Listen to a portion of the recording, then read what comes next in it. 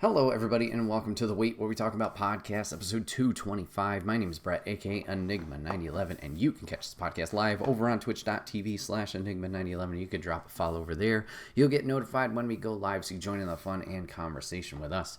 But if you can't catch it live, that's A-OK. Go over to YouTube and podcast services the very next week, where it's broken out topic by topic and put as one big video and MP3 for your amusement on the following Friday. Last but not least, any way you can support the show, like, share, subscriptions, whatever it is. It may seem small, but does help the channel grow. So if you take the time to do that, we would love and appreciate you for it. Good boy, Moose. Today we're going to be talking about a whole lot of wrestling, talking about a recent trip that we took. Oh boy, there he goes. So let's jump on into it. So Lady and I kind of did a kind of quick treat yourself trip over this past weekend. Went out to Denver for some wrestling shows as Moose is freaking out and panicking. We went to NXT's No Mercy, and we went to Monday Night Raw, both out in Denver recently, and we had a great time. So just want to kind of go over each of the events separately, recap everything, thoughts, feelings about the live aspect of it, and just, I guess, gush. So let's start with NXT No Mercy. So, in general, this is the first time I've traveled out of state for wrestling. The farthest outside of that, I would say, is New York City. Probably the farthest we traveled for wrestling, and that was NXT Brooklyn 1. So, quite a few years ago. What was that? Hold on. I want to say 2015. That sounds right. NXT Takeover Brooklyn. If I could spell, that would be great.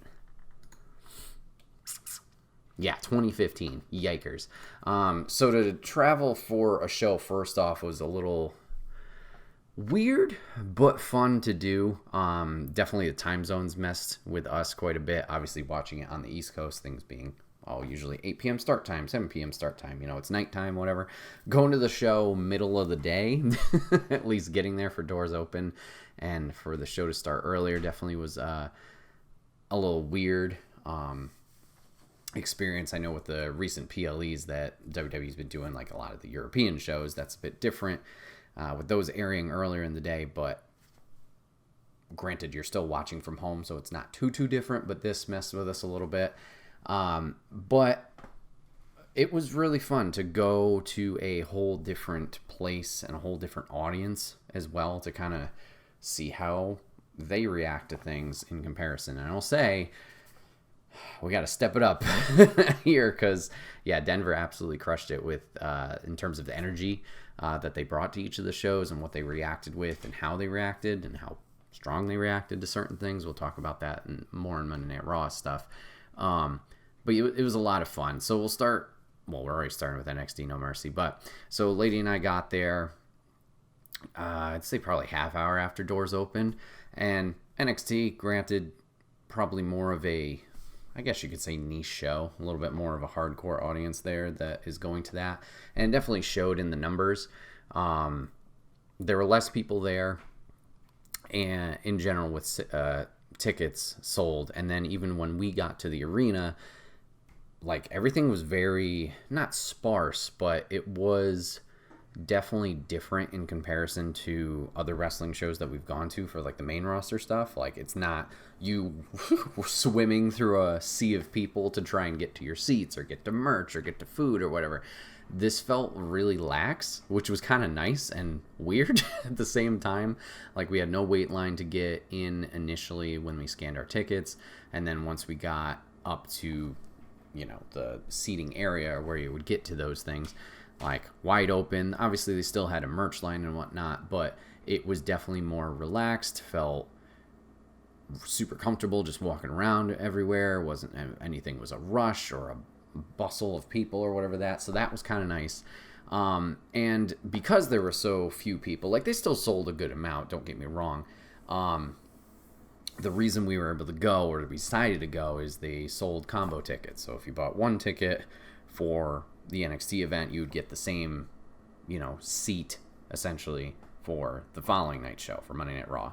So it's one price, the 2 tickets, you get to go to both events, which I will say, less expensive than just going to the main roster show from our experience, which was surprising. I mean, I guess that's kind of the point. They want you to do that, but surprising. So we went there, we scanned in, and then we get this little red light flash, and we're like, okay, cool. So security or ticket lady comes over. She's like, yeah, you're restricted or whatever. I don't remember her exact verbiage, but I was like, okay. Like, no explanation, nothing. Just, you're restricted. Gave me this, I don't know if it was stern look, but this look. And I was like, what's going on? Like, is this combo ticket drama? Because you only get one barcode ticket for your combo ticket. So I was like, is this something where it thinks it's tomorrow's ticket and it's messed up the scan there with this being my first time using a combo ticket? And it seemed like the internet had a lot of questions about it too when I was looking up stuff. A lot of people were confused about it. So you only get the one barcode, so I thought maybe it was an issue there. So she's like, all right, well, follow this gentleman and he's gonna bring you to this table. I was like, okay, great. So we follow him over there, and there's these 3 women sitting there at this desk, and they're like, can we see your ticket? Sure, whatever, just show them that. And then they just start flipping through, like, printed out tickets for the show. Oh, as I dropped it. And they're like, here you go. And they just handed us a printed out new ticket. And I was like, okay, thanks. And I look at it, and yeah, we were 4 rows closer. Initially, they had us a little bit more off to the side, so we went back, and they were very kind enough to switch us over back to where we were originally positioned seat-wise, so we weren't going to be as far away from the ring. But yeah, I guess in terms of combo tickets, they didn't sell as many. At least that was our guess. So they were obviously trying to fill in closer to camera, lower down, so it would look better TV-wise, presentation-wise. So that was a nice little surprise that they bumped us up. I can talk. I mean, it was only a few rows, but still, just a nice thing overall that they could do. I think for most of the show, we also had the row in front of us completely empty, or at least where we were directly sitting. So that was nice not to have to worry about looking over people when we stood up or whatever it was. So that was kind of nice, and we had some space to work with around us. We weren't cramped. So like I said, the guess was that they didn't sell as much combo tickets. So when I got the combo tickets, they kind of leave it so it's like this section of the arena is where you can pick from for your combo tickets in that pre-sale type deal. So it would make sense that, oh, they didn't sell that many, then they're going to move people up. But when we went to the following night show, we did not move up. It was where we were initially, so that was a little confusing how they determined that those people weren't going to be there. I don't know if it was just maybe they perhaps opened up that section after seeing the combo tickets weren't going as well for the Monday Night Raw show, and then they filled them obviously a single ticket for that night. That probably makes more sense. But all in all, nice little surprise on that night. So we got there, and we got there early. So we were sitting and waiting. They didn't have any pre-show or dark show matches, but what they did instead is, I guess on the network, they do that like countdown to No Mercy type deal, where they recap all the stories, and they got Sam Roberts and Megan Morant, I think her name is, kind of going over, like commentating over everything. So they put those on the screens for us as they were setting up, finalizing setup, and before the show actually started. And then we jumped into the actual event. So we had 6 matches in total, 5 title matches. And we started off with Chase U defending their tag titles against Nathan Frazier and Axiom. Definitely a good match to start off with. The crowd was hot and excited for them. Yeah, it was a fun battle throughout. We talked about it last week with our prediction show. I don't remember what I officially called. I think I said Chase U would defend, and then we've been seeing kind of a little bit of that fracture or like distrust between Nathan Frazier and Axiom here and there, with just like, oh, we're going to do our own solo stuff, and then it affected the tag a little bit here and there. So everybody thought if they're going to lose, they're going to break up. Well, it turns out Nathan Frazier and Axiom regained their titles.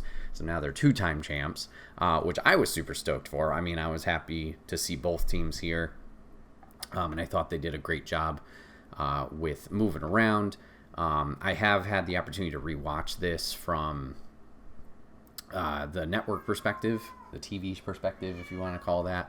I did rewatch some of the matches, not all of them, unfortunately. But it looks solid, and it was a fun watch throughout. So Frazier and Axiom regain the titles, and Chase U's all sad, blah, blah, blah. And we see Duke Hudson and Riley Osborne leaving the ring. And I was kind of like, they were distrustful of Ridge. Are they going to do the whole, we leave the ring, and then they were going to be the ones to turn as they kind of separated from the group? But no, Ridge the Fridge decided, I'm done with Chase U, got angry, smacked both of them, took out Mr. Chase, and then DDT'd, kinda, Impaler. I don't know what his finisher is officially, but did that DDT to Mr. Chase on the announce table. Announce table did not break. Wait for that. And Andre Chase had to get taken out via stretcher, and Thea Hale was not too happy. So yeah, Ridge not in Chase U anymore. I think that was a month, maybe 2, or he got accepted into the group. They were a little skeptical, some of them, and then he proved himself. And now he's angry. Now, I know we're recording this on Wednesday, so technically we know a little bit of the fallout from last night's NXT. I haven't watched it, so he probably has some explanation of like, they weren't holding their weight, whatever it was. But not where I was expecting that to go. I thought this was a nice kind of fit for Ridge, because he's kind of been on that weird path, I guess you could say, since leaving the Brawling Brutes, coming back down to NXT, like where his character was going. He was doing this whole, he came back for a little bit, and he's like, I'm done with wrestling. Then he literally came back the next week, and him and Shawn Spears had a quick program. And then, yeah, I thought, like, at least with Chase U, he's character-wise trying to do better, I guess you could say. And it's just easy to, we talked about it a little bit in the past, like the faction feel, like you have more people on screen. It just feels like they're more active, participating, whatnot. So I thought it worked. It'll be interesting to see how he does on his own, if they can get momentum behind him that people will actually care. Hope so. I'm not the biggest Ridge fan, but he's not bad in any means. So hopefully they could just keep whatever momentum that is going there. Throughout the night, we did see a couple of tag teams call out Frazier and Axiom to try and be contenders. I think they had a number one contenders match last night. I think it was 3 teams. I think it was the Rascals, Hank and Tank, honk honk, and who was the third team? Rascals, Hank and Tank, and was it Gallus? Yeah, I think it was Gallus via Twitter. So we'll have to see who comes out of that on top. We'll have to see. All right, so that was our opener match. Then we went into probably one of the matches I was the most excited for was Zachary Wentz against Wes Lee. I really wanted to see the Rascals / MSK. Just not seeing them and being a big fan of them since they've shown up in NXT all those years ago. What was it, 2022? Something like that. So I wanted to see them live, and we talked about this, I think, in the predictions match or show podcast last week. Not knowing the full card, I was like, all right, well, I want to see Trick and Pete, and I want to see the 2 Rascals go against each other, but neither were official at the time. We thought the Rascals were facing off on Tuesday. It was just a promo battle. So really glad I got to see this one. I like both of them. I don't know if I like Wes particularly as a heel character. We'll have to see how that plays out, but I think the match overall went pretty well and was exciting. I don't know if it lived up to my expectations, but also that's me being just like, here's the bar, it's way up here. I think it was a little bit of a slow start, but as the ball got rolling, it went very, very well. There were some fun spots here. At the beginning, it seemed very choreographed, which isn't a bad thing. Just in person, it seemed really meticulous, and like they were thinking out, like, okay, I'm going to do this thing, I'm going to do this thing, duck this, do that, whatever. And it seemed slow. Watching it back from a TV perspective, it didn't seem all that bad. So I don't know why it felt that way. But yeah, as the match progressed and continued, I felt like it improved. We saw some dives from each of them. They eventually went out to the ringside. Wes attempted to hit Zach on the stairs with that Meteora. Zach moved. Wentz kind of bumped over the top. But he would get back into it, land some punches, land a hook kick, I believe.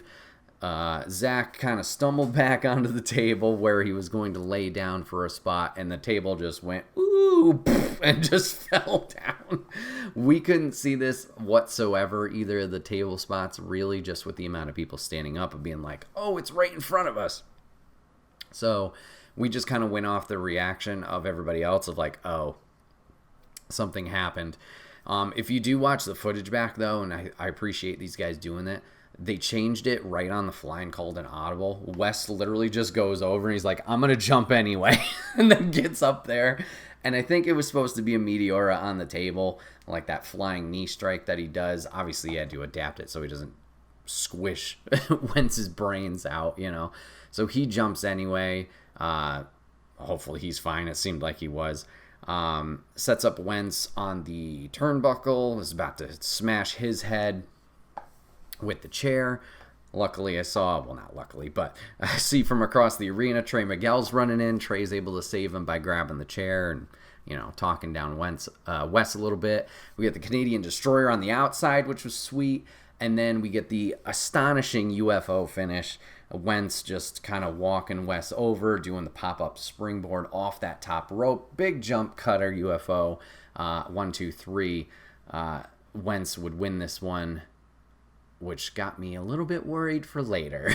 I looked over at Lady and went, they let a TNA guy go over here. Does that mean they're not going to let a TNA guy go over later? We'll get to it. But really enjoyed the finish there. Was happy to see those guys wrestle. Third match. This was a little bit of a downer, and I hate to say it, just because I know both of these ladies are talented. It just was, in terms of a crowd, not a lot of investment behind it. So we did have the Women's North American title defense next. We had Kalani Jordan going against Wendy Choo. Both of them did fine. I don't know what it is. I don't particularly like Spooky Wendy Choo. Like, I liked Spooky Wendy Choo when she wasn't Wendy Choo. When she was spooky, she was with Xia Li, and she was, I don't remember the name for her character, but she was kind of in the chair, like, not their manager, but, like, overseeing everything. That had that mysterious vibe to it, but now for her to go to this, like, sleepover gimmick, which, while goofy, very goofy at first, it got entertaining because, like, she would drop an elbow, but she's actually got her hands next to her cheek, like she's, like, taking a nap, and poof, do a little headbutt, and, like, she would play up the gimmick similar to an Orange Cassidy, of, like, changing things up, but they actually work.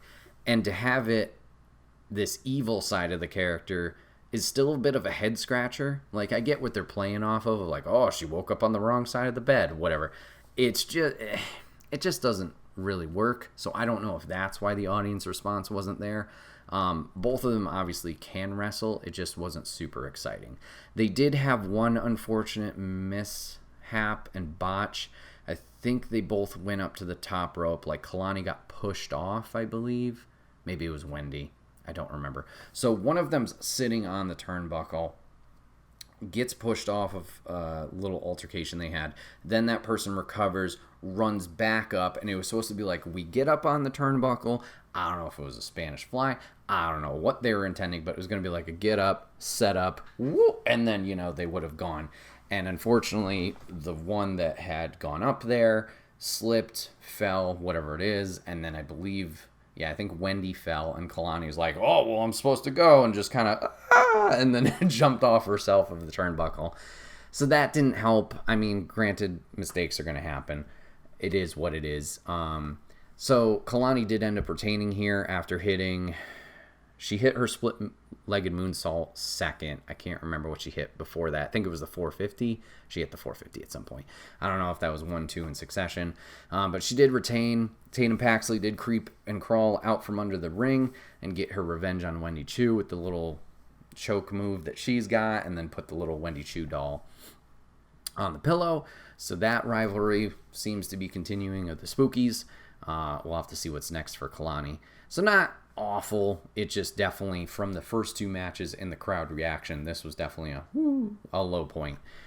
But we did get it back in match 4, which was the men's North American Championship. We got Obafemi going against Tony D'Angelo. Everybody, woo, for Obafemi. We were really behind Oba. No offense, Tony, but yeah, that man was not taking that title from Oba. He was the first one to kick out of, apparently, Oba's powerbomb move, that sit-down powerbomb, so good for him. Decent showing, especially off of an injury almost. Man, that was scary. So Oba and Tony were going. Tony bounces off the ropes, is coming back towards Oba, steps on Oba's foot, and just, there goes the ankle.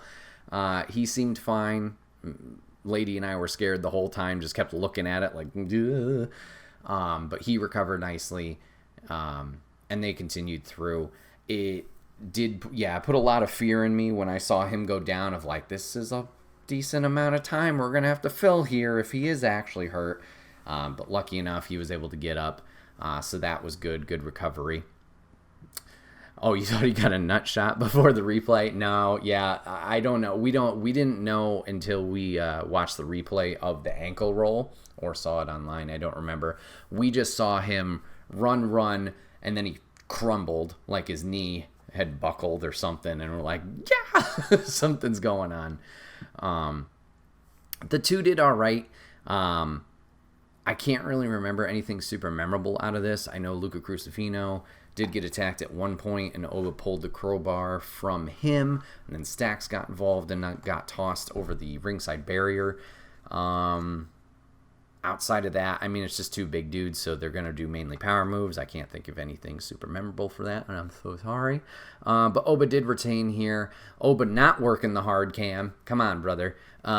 Did his finisher, faced away from the hard cam, and pinned him 1-2-3. So Obafemi would retain.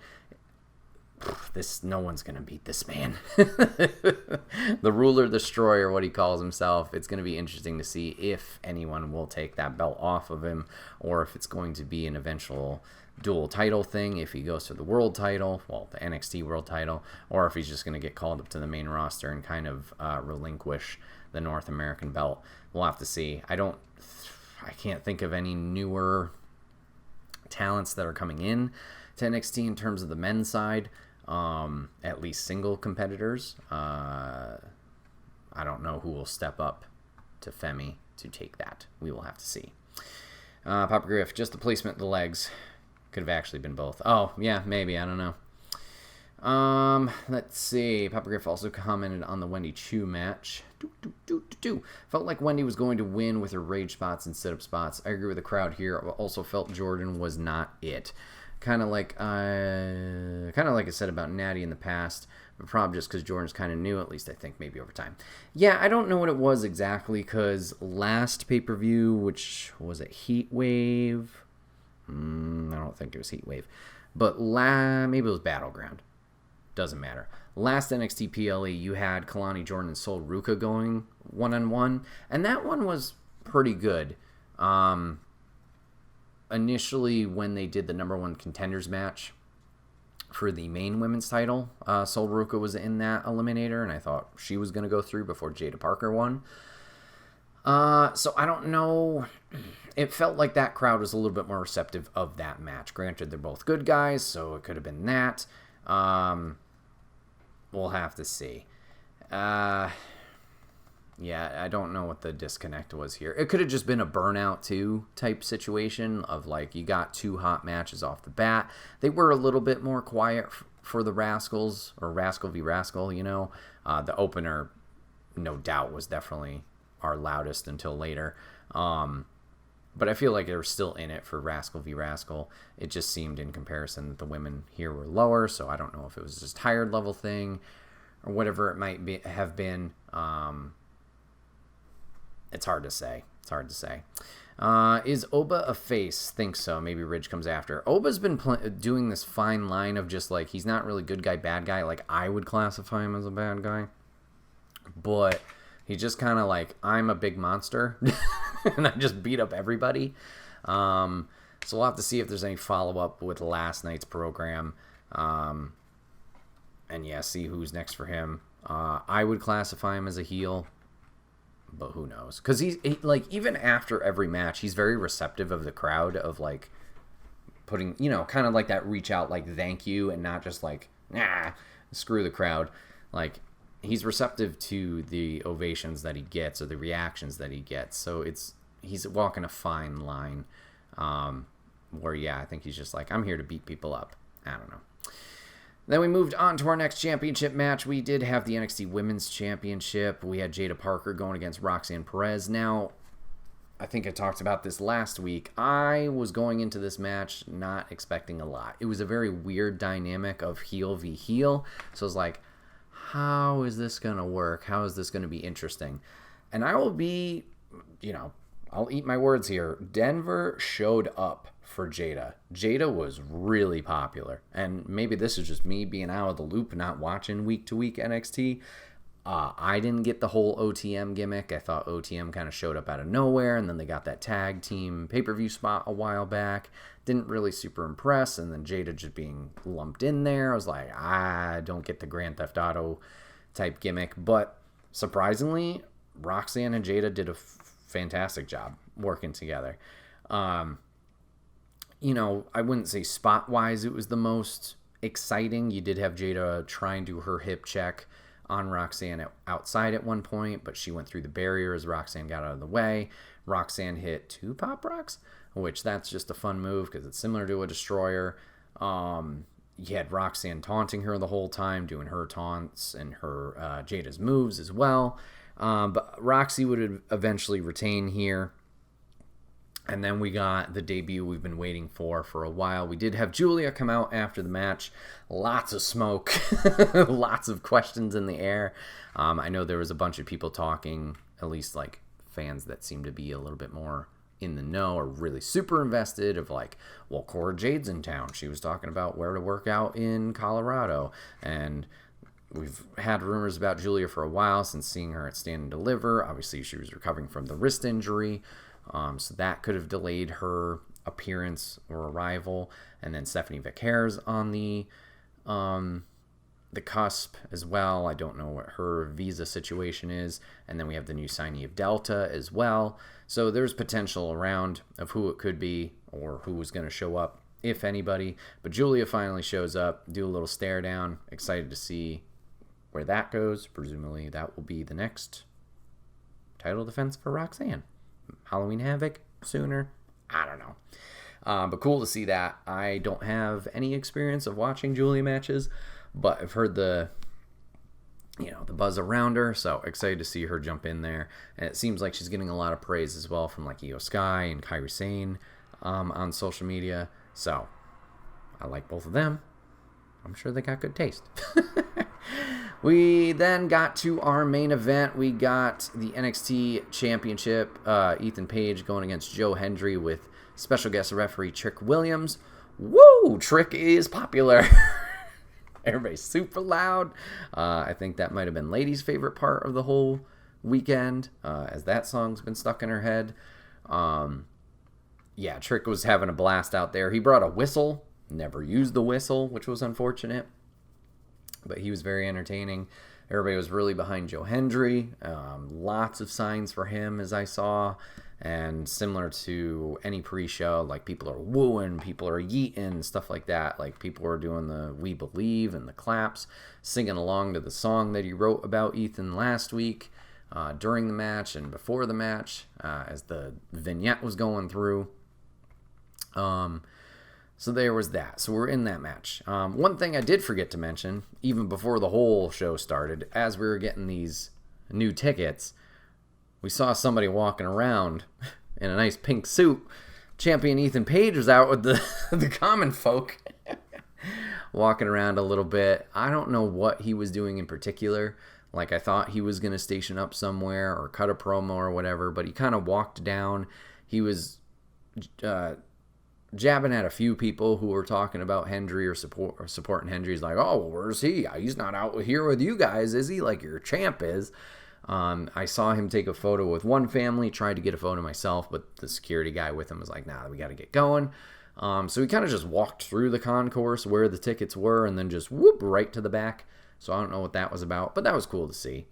So we went into the match, and Trick said throughout the whole night, as we saw with promos in the back, he was going to call it right down the middle. He certainly did. Led to a point where I believe Hendry got the standing ovation, that choke slam that he does. But Ethan's foot was underneath the rope, which sucked. We thought he had it there. He certainly should have or would have. But Trick called it there. Then how did Trick get knocked out? At some point, Trick got knocked out of the ring, leaving Ethan to pick up Hendry, dunk him with the Ego's Edge, I believe. New referee almost immediately slides in. 1, 2, Trick dives in and catches the hand. Is like, nope, I'm the ref. I'm going to do this thing. Ethan, of course, gets all mad about that. Swings at Trick. Trick ducks, hits that referee. Allows for... Was this... No, okay. Sorry. Ethan hits that referee. Trick turns around to tend to that referee. Ethan low blows Hendry. Then hits him, perhaps, with another Ego's Edge. And then Trick has to count 1, 2, 3. So Ethan did retain. Big sad face. They had us towards the end. We were all getting super invested. But yeah, just to hear everybody like, oh, as the 3 hit, just the excitement go out of the room of like, fuck, that he won. So Trick raises his hand. And then we get Pete Dunne running in, attacking Trick on the outside to continue their program. Pete Dunne and Paige share a little bit of a look to each other. And we go off the air there. After the show, Trick and Joe Hendry did talk a little bit. They both did the wave your hands in the air. Trick leaving the arena did a little turnaround like Hendry does. But yeah, Ethan overall would retain. So prediction-wise, I didn't do super great. It was unfortunately what I called earlier. We let one TNA guy win to then let the other one lose later. Interesting call here. I wonder what is going to be the fallout from this. Perhaps this is just Joe's end of his tenure in WWE until maybe a Rumble appearance. And we'll have to see where Ethan goes from here. I know Trick and Pete have their rivalry going. Is this just trying to get Trick back into that world title picture? Is he going to be the next one lined up for Ethan? Perhaps. In terms of fallout overall, like I said, the NXT show did go last night, so probably everything I say here is going to be wrong. So obviously it seems clear, cut, and dry that Roxanne and Julia is going to be the next program for the women's title.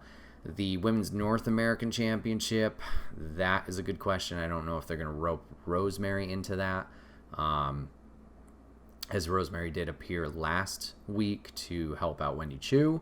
So you could do more crossover there, perhaps. But it's a decent-sized women's division, so that could go anywhere. I'm curious if the Rascals business is not done. Obviously, the Rascals, Trey and Zach, are going for the tag titles, perhaps, depending on how that number 1 contenders match goes. But there was a slight thing that Wes did before he grabbed the chair. Zach, obviously new X Division champion as of last Friday at Emergence, I believe is the show was called. He won the X Division championship there in Ultimate X. He wore it out to the show at No Mercy. Cool to see. But when Wes was going to get the chair, he grabbed the title first, and he kind of gave it a little of a side eye before tossing it to the floor. I'm curious if Wes is going to be so mad that he lost here that he's going to try and take that X Division title from Wentz, and maybe that's how we continue the story. We'll have to see. if that's the case, or if we just move on with Frazier and Axiom possibly defending against the Rascals. We'll have to see. And then we kind of already talked about with Obafemi. Where does he go next? I can't think of any prominent heels. Perhaps a Javon Evans. Get bouncy, Oba can toss him around, similarly tossed Wes Lee around. But we can keep Javon in the zeitgeist, sounds weird, but keep him elevated and keep him doing stuff. Even in a loss, I don't think that would hurt Javon. So perhaps he's an easy one to fit in there. If Oba's not heel, like Papa Griff said, maybe we go Ridge there. If he doesn't continue anything with Chase U and battling them. And then, we got the Chase U fallout, if anything, from there. So I think that covers everybody at least who retained or is in the title picture here. But overall, No Mercy was a lot of fun. I had a great time with it. Lady did as well. And it was just a lot of fun being my first also pay-per-view. Well, no, not first pay-per-view since that TakeOver Brooklyn 1. It's just a different atmosphere in comparison to Monday Night Raw, which we're going to talk about in a little bit. But obviously not having the commercial breaks that you need to deal with and just going one thing to the next. The show does go a little bit quicker. I think this was like 2.5, 2:45. But just to go one thing next to the next to the next to the next is kind of nice. And obviously the people who are there are like super invested, which is nice. So to have that crowd energy was pretty fun. Totally not even in tune with the show, or at least what happened, but just some fun stuff. So when I got the tickets, I just always wanted to check in and be like, oh, I wonder how the ticket sales are doing, or like where closer seats are doing and whatever. So there was some front row seats, dead front camera, so you'd be on TV the entire time. There's a set of 4 resale, crazy person, trying to sell them for $9K a seat. And I'm like, jeez. So I just kept an eye on that because I was like, I'm curious if these will even go. They never went. Day of, they progressively got lower as we got closer to the show. Day of the show, they were down to 676. So when Lady and I got to the arena, I had my eyes on those seats. Now this is where something funny, besides just the resale, goes. That's where I noticed pay-per-view guy was there. No, not green smiley shirt guy, but pay-per-view guy with long hair who has gone to the NXT shows for years and years, and his mom. They were there, and I'm not gonna lie, I kind of got excited. I was like, oh, they're right there. Oh shit, I didn't even think about it for some reason that they were even gonna be there. So that was a fun, nice surprise. They had an interaction with one of the cameramen, obviously recognized him, hugs, gave him some water. I'm like, oh geez, all right. Good on you guys. So eventually I had my eye on those seats. They weren't going. At some point those seats did get filled. So I don't know if someone did end up buying the resell or if some people got shifted over. I think they shifted a few people over camera side, not a whole bunch. I don't know if they would have filled those people up from like somebody from the other side. I think they would have just been like, all right, second row, you guys can move up and go from there. So I think they got sold. Trying to think if there was anything else. Oh, surprising, Alicia Taylor being the announcer. I don't know what happened to Mike Rome, but that was a nice, fun surprise because I really enjoy her announcing style. So nice to hear her. Booker T got a huge reaction when he came out. Everybody loved Booker. And seeing those interactions before they go live too was a lot of fun. Like Booker just laughing, and obviously the reactions. People were chanting, "Can you dig it?" People were doing the Hail Booker thing. He was just hamming it up, and then people felt bad, and we're like, well, we also like Vic, so like a few people were like, yeah, Vic, we love you, and he turned around, did a little heart, and then some people tried to do like a Vic chant, and he turned back, he's like, no, it's all him, he makes the big bucks. So that was funny. Other than that, I don't know if there are any fun little setups. No Prime Hydration Station. They had the little championship like podium, so I knew match order, or at least I knew when the Rascals were because they moved the podium out of the way.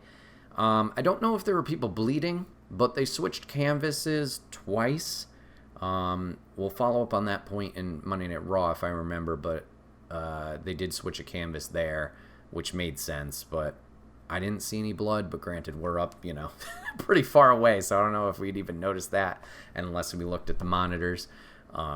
But they did do two canvas swaps there.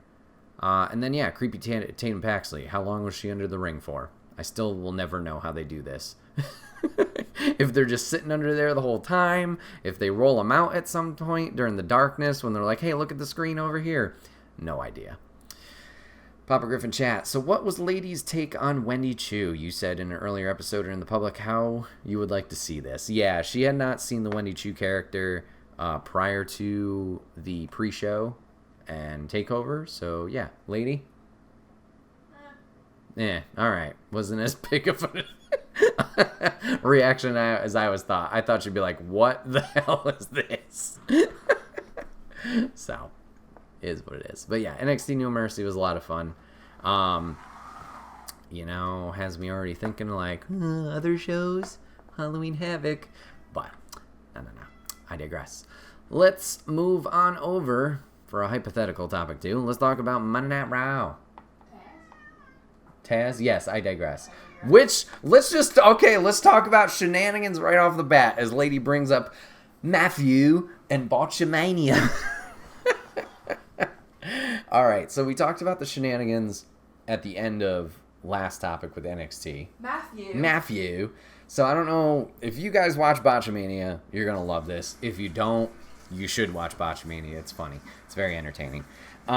So we saw some shenanigans before Monday Night Raw. Did the same thing. We got there a little early in hopes of getting better tickets.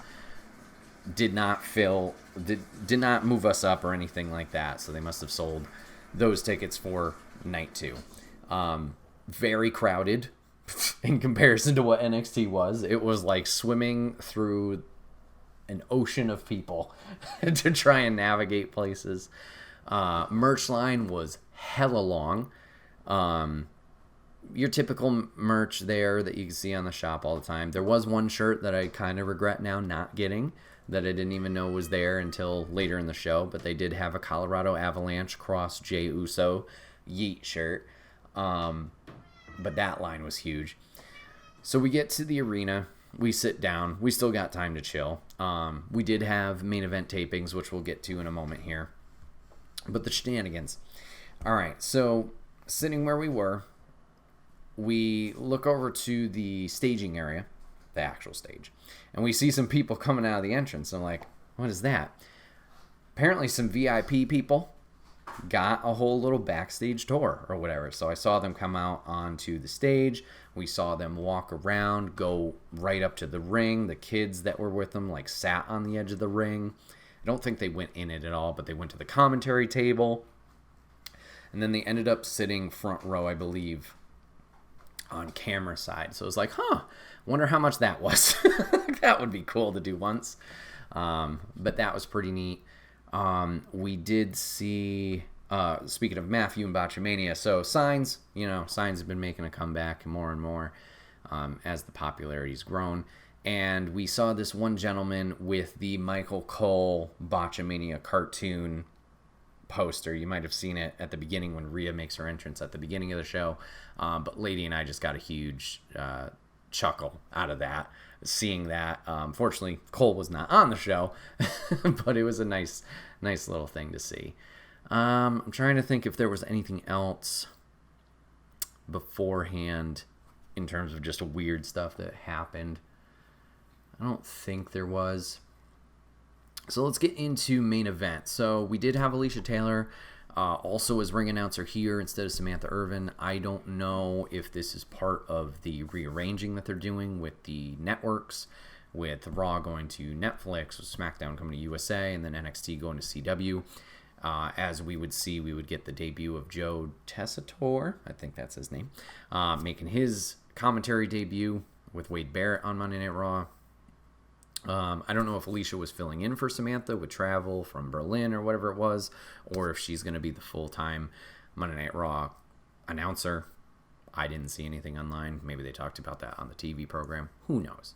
But she came out. We did the main event tapings. We did 2 matches. We did Dante Chen versus Skyler. This is how well I know the guy, because he's not really around. Hold on. That's the Rascals photos. Skyler Clinton. No idea. So, Dante Chen versus Skyler Clinton. Not too bad. I was excited to see Dante. Dante's kind of blown up a little bit on NXT. He's been off TV recently. But that was just fun. That was a nice, fun surprise. So we got them. Dante Chen would pick up the win overall. And then the next match was Malik Blade against Chase Hughes, Riley Osborne. Another fun match there. Riley would pick up the win after a giant shooting star press from him. So solid main event matches throughout. A little bit of a sad face that we didn't get to see somebody else, but we'll talk about that later. So we get into the main show of Monday Night Raw. So Rhea comes out. Well, actually, the announcers come out before that. Wade Barrett, great, cool to see him. He's got his old music, the Boom thing. He was being goofy as well. And then we had Joe Tessitore come out, which me hearing clips of his commentary, it didn't seem too bad. I've heard like mostly good things and then some like just nitpicky here and there. I was hoping, because he had signed a few months ago, if I'm not wrong, I was hoping this whole time he had been kind of like practicing, getting used to the job. Whether it was working with Michael Cole or working with somebody else, just going over like, hey, we're going to watch footage here, let's commentate over it. Or doing main event tapings or whatever it was. Use this time to obviously prep, because it is it's not as easy as people think it is, of just go out there and talk. I mean, yes, essentially that's part of it, but you need to cover, the storylines, recap for people, know the ins and outs of what they're doing, the moves, yada, yada, yada, yada, yada, promote stuff. So there's a bit of a work that goes into it, and we've seen people flop here that come from outside in the Vince era of like, hey, we're just going to throw you in there to the Sharks. Good luck. R.I.P. and Adnan Virk, Jimmy Smith, Kev Egan. No, what was his name? Kevin Patrick? Kevin Patrick. Which, some of them did better than others. Adnan really never got too much traction. I thought Jimmy Smith was fine. I really liked Kevin Patrick, but I know people hated him. But anyways, so I digress again. Matthew, sorry. So he came out, had some t-shirts when he initially came out, and then Wade did the introduction at the show to get him introduced to the audience. Papa Griffin Chat says, I know it was Joe's first day, but he can't be reading straight off his monitor. Not going to fly. Oh, did he sound very robotic? Okay. Yeah, I mean, first night. But hopefully with time, those things will, the kinks will work out. So officially starting the show, Rhea did come out, did a little promo about Bash in Berlin, and then Dirty Dom came out, grabbed the mic. Now, we have rewatched a little bit of Monday Night Raw, thanks to Hulu, even though it's edited. We did rewatch the opening segment. They pull some bullshit TV magic here. Obviously, the microphones are there to, capture their promos. I can see why the internet feels like people don't react. TV captures the audience horribly, I feel. Or, obviously, they're just audio leveling so you hear the superstars through the microphones better. Makes sense. You could hear Dom crystal clear from the TV broadcast, what he was saying. Oh, Liv's hurt, and she's recovering from Berlin, and blah, blah, blah. I have a mustache. I hate you, whatever. In the arena, it was deafening how loud we were all booing Dominic Mysterio. I didn't hear a single word that he said. We didn't hear any of the promo. Everybody shut up when Rhea was talking. We could hear her perfectly fine. Dom immediately, as he picked up that microphone, just everybody hated him. The You Suck chants. There was Shave Your Mustache chants later. we couldn't hear anything he said, which I really appreciated because that's a fun part of the show, obviously. But yeah, that does not come through as well from a TV perspective. So that was a little sad. I think there was about 7,000 people there. Maybe that was NXT, but doesn't matter. It was loud as hell. So they do their promo. Oh boy, Liv comes out, tries to get a cheap shot on Rhea. Rhea able to kind of pick up on what was happening, defends herself, but then gets caught up leaving the ring and gets her ankle twisted in the ropes. Don't know if that was meant to happen. It certainly didn't seem it, as Dom went like, ooh, and tried to help her for a moment. I was like, wait, I'm a bad guy. But they both beat up Rhea. Well, Liv beats up Rhea as Dom kind of yells at her. Priest comes out, makes the save. We all go, yay! And they head to the back. We see Rhea in the back kind of selling the ankle injury as Priest is going to go get a match afterwards. So then we had our opening match. We had American Made, which was the Creed brothers and Ivy Nile going against Alpha Academy, Otis Tozawa, and Maxine Dupree. Not too bad. Crowd was into this one as well. Granted, it is the opener, so your energy is there. I've been impressed with the Creeds for a while, and I think that continues here. But we had a good showing from Otis and Tozawa, and surprisingly, Maxine is killing it. Doesn't seem like that long ago she was kind of struggling, but it seems like she's been putting in the work, and it was good to see her little interaction with Ivy Nile. Yes. I really shit on Maxine real hard for Same. quite a while. Mm-hmm. She's much better now. Yeah, she did a great job. She had that pump knee to Ivy, which obviously helps the Ivy shorter. That fisherman suplex into that kip up. I still don't like the inverted caterpillar that she does. I think that's a little silly, but doesn't matter. But I thought they did a great job. American Made would pick up the win here after the Dragon Sleeper from Ivy onto Dupree after she kicked Chad Gable off the edge. And then we had American Made, calling out the Wyatt Six. So we got to see the Spookies. We were all excited to see the Spookies. It was not spooky. It comes through much better on television. It was bright as hell in there. They were pumping smoke, obviously, up front, where he's going to come out from Gorilla on stage. But yeah, everybody's got their phones out, which, granted, that's not going to light up the arena as much as it was lit. I was expecting to not be able to see my hand in front of my face, and that's what I wanted. Mm-hmm. No, it was bright as hell. Yeah, it was very bright. So it didn't have the same allure and effect, unfortunately. Like, I feel like Julia's surprise entrance in NXT No Mercy was way darker than the Wyatt Six coming out. I will say it was still cool to see the remainder of the Wyatt Six family join Uncle Howdy from behind. That was a cool visual. But yeah, just a promo. I didn't really understand Howdy all too much. I don't know if that was just the cryptic manner of the promo or if it was the audience once again.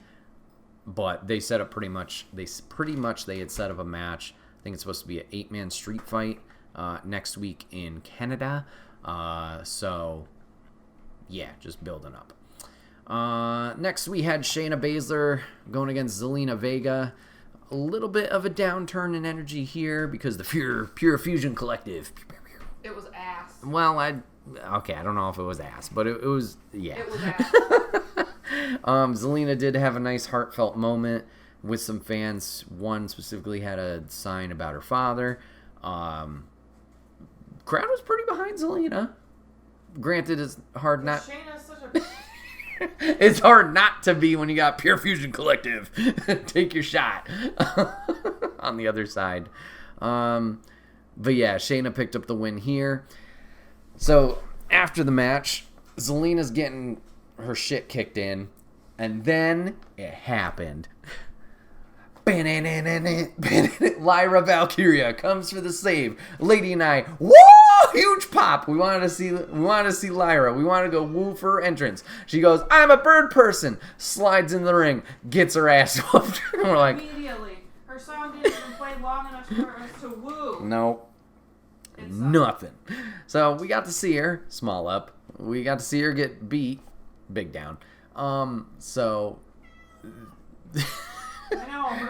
Pure Fusion Collective, take your shot. No men can take us home.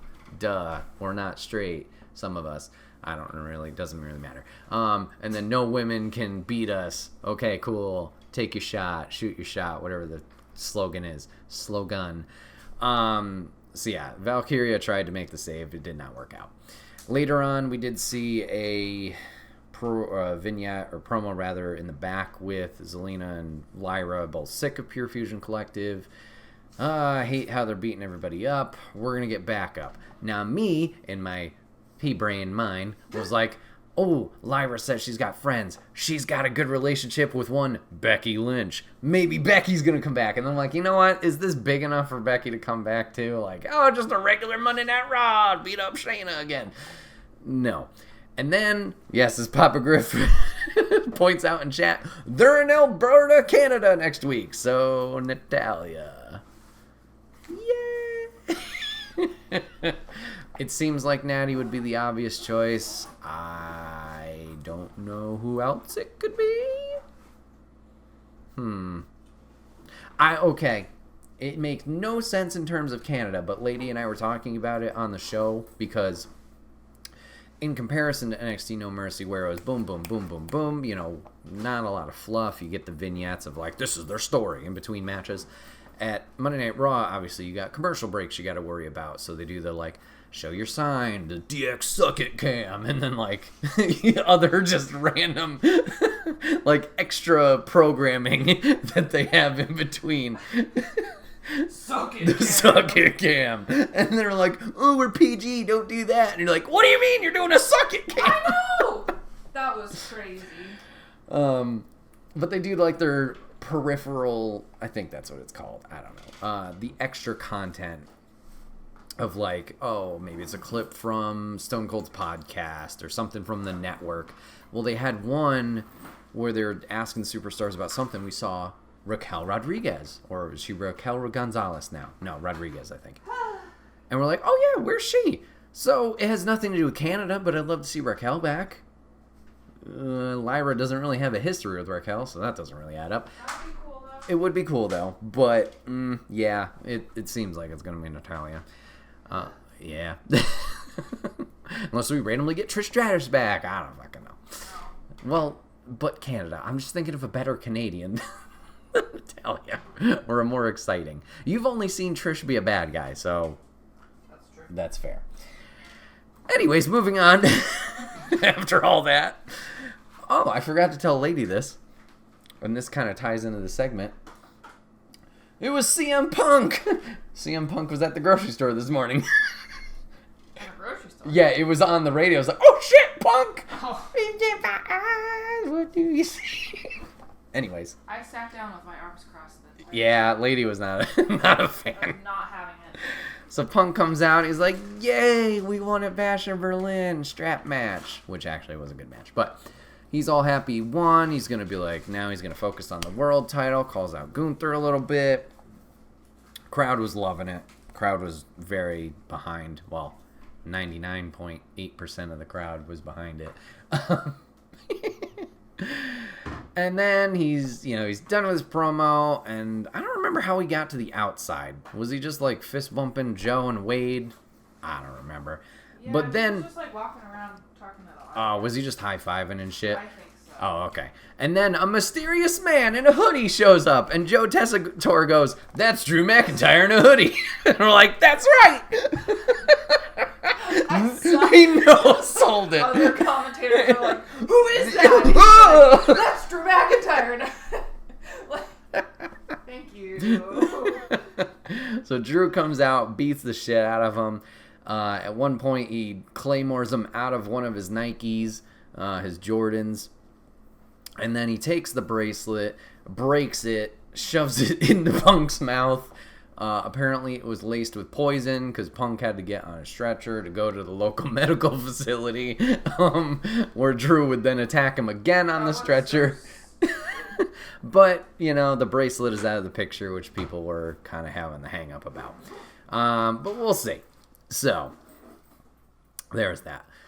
Papa Griff. Yeah, that's bullshit. Call out Gunther from 10 years off. I'd love to see him get chopped to stretch. I mean, yes, that would be funny to see him get chopped.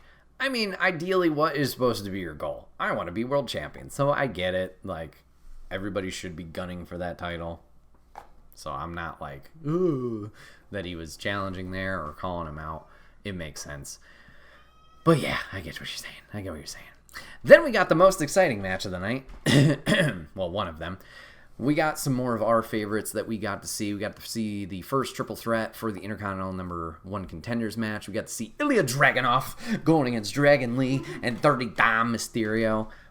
Surprisingly, very good reactions for Ilya and Dragon Lee, which I appreciated. I didn't want it to be one of these audiences that didn't react to all. And I'm like, where's the respect? But I think it helped that there was the combo tickets, and a lot of people did go to NXT No Mercy perhaps the night before. So we had a lot of fanfare for Ilya. We had a lot of fanfare for Dragon Lee. We were fighting off Dirty Dom a few times. There was that chain of German suplex where Dragunov German suplex both Dominic and Dragon Lee.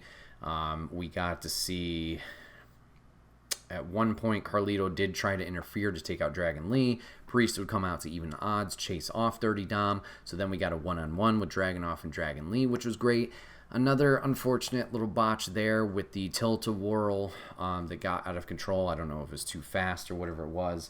But they did reset. Ilya would hit the Torpedo Moscow at the end here and pick up the win and move on to the finals, that fatal 4-way next week for the IC Championship, number 1 contender. So that was very fun to see. Then we had the women's tag team champions come out. Now, it was promoted as a tag team celebration. Did they celebrate? Did they do anything? No! Jade went, Bianca went, whip, whip, whip. And then they sat down in chairs. They were just there to watch. We had the Unholy Union go against Damage Control for the number 1 contendership match there. I thought this one was good. I mean, I personally like all 4 participants. People like Damage Control. That's good. Kyrie. Oh, Kyrie. At one point, Isla gets knocked out of the ring. Kyrie decides, fuck it, I'm going to go up top and hit my elbow thingy. Jumps outside. Isla takes Bianca, pulls her in the way. Thank God she did. Kyrie overjumps. Bianca, being super strong Bianca, resets, somehow catches the back of her shirt enough so Kyrie doesn't splat fully on the table. But because Kyrie overjumped, Kyrie overshoots Bianca, smacks her face on the edge of the announce table, busting open her eye. She's bleeding from the eye. The match continues. Unholy Union would capitalize later on, hitting that gory bomb facebuster combo that they do. So Unholy Union is number 1 contenders. This match was good, but this match had a lot that was wrong with it. First, obviously Kyrie busting open her face. Now, second, I get it. You want more dynamics of like, oh, all the teams are vying for the titles, and you can keep Damage Control in the picture by getting in the face, not on purpose, of Bianca and Jade. But Jade upset. Okay, here's how it played out. Jade's upset because Kyrie hit Bianca, who was sitting innocently in her chair. So Kyrie, after recovering from the table spot, Jade goes, yeah, bitch, or whatever she said, and just goes and punches her right in the face while the ref's staring at her outside going, hey, get back in the ring. No DQ. What the fuck? I know some people online are defending it like, well, Kyrie wasn't the legal participant. Okay, I can't pull a specific example out of my ass here of like, when has that mattered? It seems like any interference outside of the participants in the match usually ends up in a DQ, but we're just going to completely ignore that. But anyways, Unholy Union would eventually win. They are number 1 contenders. We'd get a little bit of a face-off from Damage Control and Bianca and Jade at the end due to, obviously, what had happened in the ring. So I think this is going to be a simple, eventual rematch, and then Bianca and Jade retain, and we can get Damage Control in here and perhaps they can win it back. We'll have to see. But Io very popular, Kairi pretty popular. Hopefully Kairi's okay. I did see she has some stitches on her eyelid, which seems nasty. But maybe she'll actually wear her eye patch now and do a pirate gimmick. Then we had the champion Gunther coming out, and he's all like, hey, Denver sucks, even though we were chanting for him. And he's like, you guys... Everybody was cheering for him, and then he's like, you guys suck. We were all steezed Okay. on Gunther, and he's like, you guys are degenerates. And we're like, oh, all right. And then, yeah, during this whole promo, Lady's like, so why is he out here? I'm like, well, he did just beat Orton. This is the show after the pay-per-view. Usually this is a big setup thing. And I'm like, yeah, I don't know. I don't know who would be next in line for Gunther. Like, I don't know who's available. And then all of a sudden, Sami Zayn comes out. Huge pop there.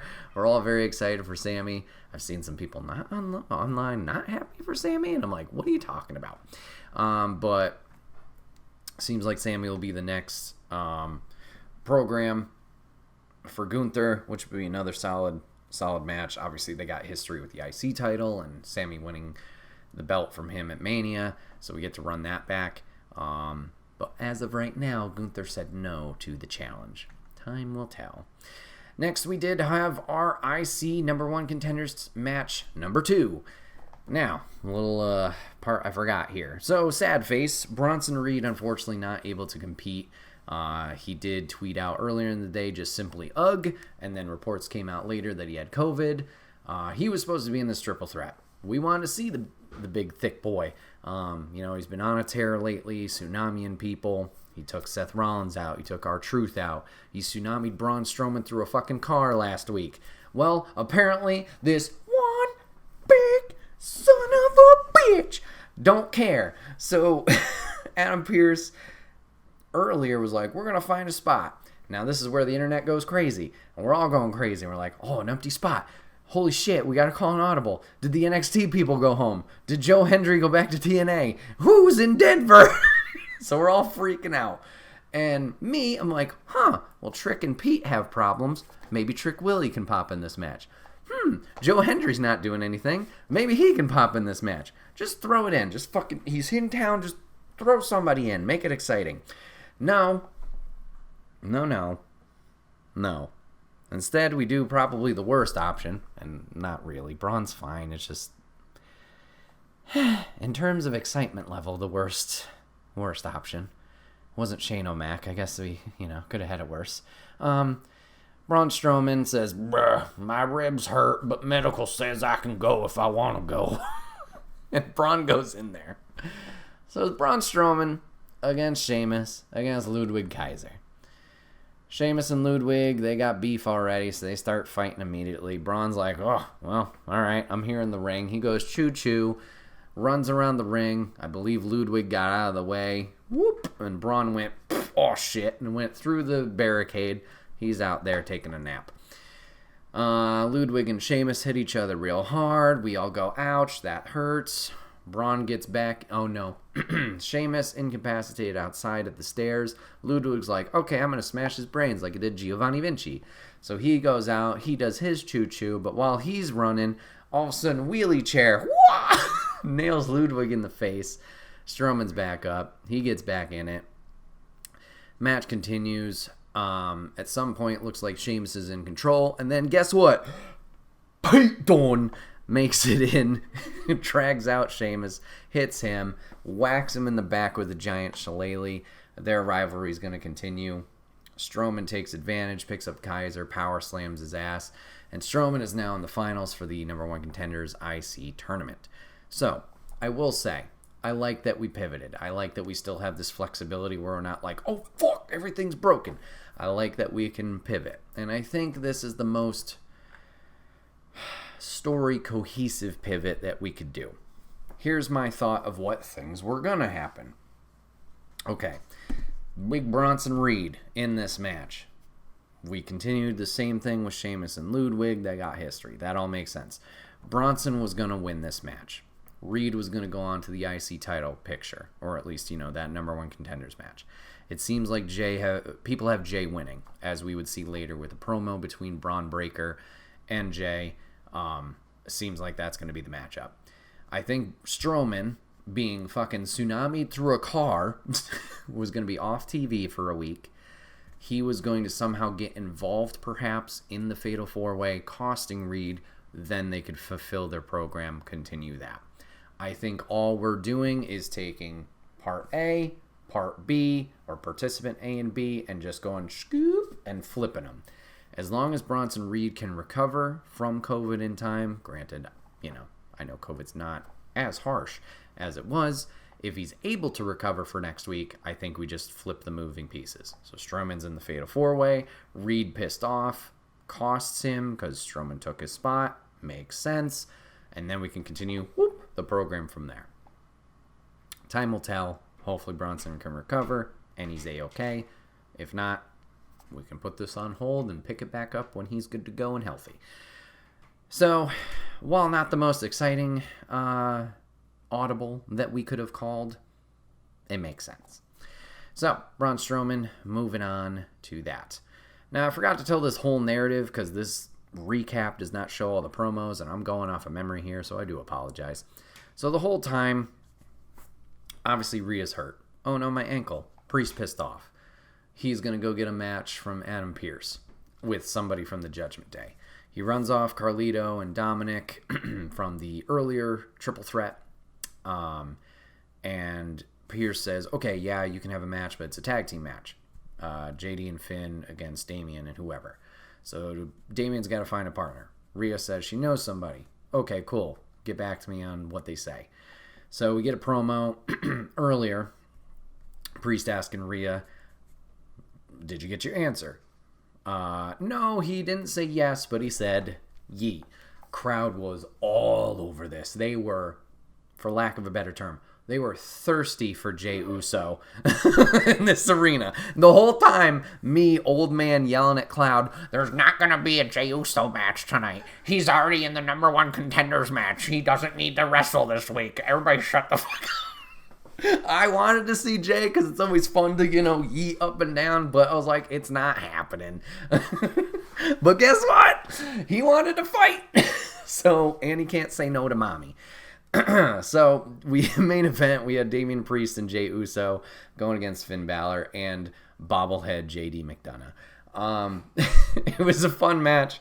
Crowd was very invested in it. People were like, oh, Jey Uso is going to come down these stairs. No, he's not, you dumbasses. He's going to come out from the entranceway. But huge ovation for Jey. Everybody was yeeting the whole night, pre-show, post-show, everything. Had a blast there.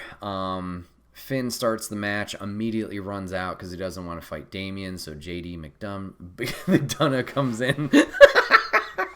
It's oh boy. Match is going on. We did go to commercial at some point.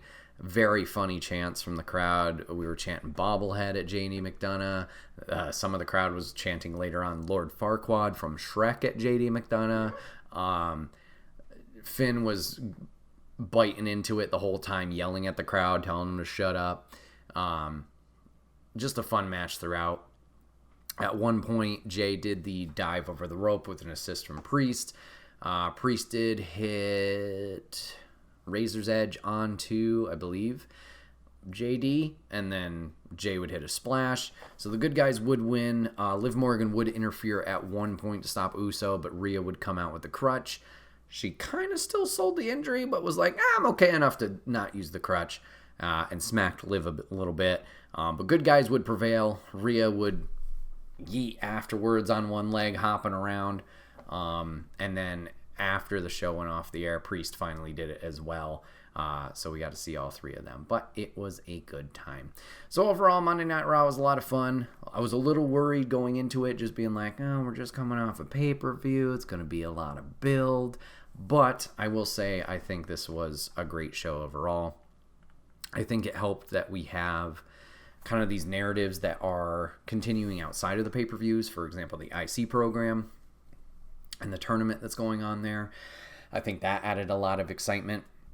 going into it, where obviously the ball's already rolling there. So there was some more exciting things to anticipate. And then we did still get a lot of build, obviously the Sammy Gunther stuff, the next stage of Punk and McIntyre, the women's tag stuff. So we are continuously building, but it felt more interesting than I feel like Fallout shows after pay-per-views have been. Like, I think the last Raw, maybe the last Raw we went to, was the show after Survivor Series, and that one felt like, yep, we're building blocks here. Like, it was still fun to go to. There just wasn't a lot of... I think that was the SmackDown. Was it the SmackDown? I don't know. Well, one of the... I should've talked 'cause I don't know. Oh, you're fine. You're fine. One of the recent shows we went to was just like, yeah, this feels like, not filler, but like, we got to get the momentum going again. And this one felt good overall. Didn't feel like that. So we had a lot of fun with that. Yeah, had a blast overall. Denver crowd crushed it. Like I said, a little sad that it didn't translate through the television all that much. In terms of people we wanted to see, I'd say we got a decent amount of those participants we did want to see. Obviously, Lyra, we did want to woo at the entrance to be the only two to do that, or at least see how much of a reaction she got. No return from Seth freaking Rollins, but obviously he's enjoying his time, spending time with his family, and with Bronson Reed not being back and the Strowman story being perhaps the forefront right now, that makes sense. Dragunov was great. Lee was great. Hopefully they can continue their string of momentum themselves. I know Dragon Lee has been kind of a little bit MIA since the previous week's Monday Night Raw. So hopefully we can get the momentum back on him. Dragunov, even in losing, good to see he's got some popularity behind him. Obviously, he won't be next for Gunther, but that match is always on the horizon. I know they were working some house shows over in Germany and slapping the shit out of each other. So it's there. It's just a matter of when do they want to pull the trigger in terms of pay-per-view. When do they want to commit to that? Yeah, I think that's everything. Lady, anything you can think of that I might be forgetting from our fun wrestling adventures?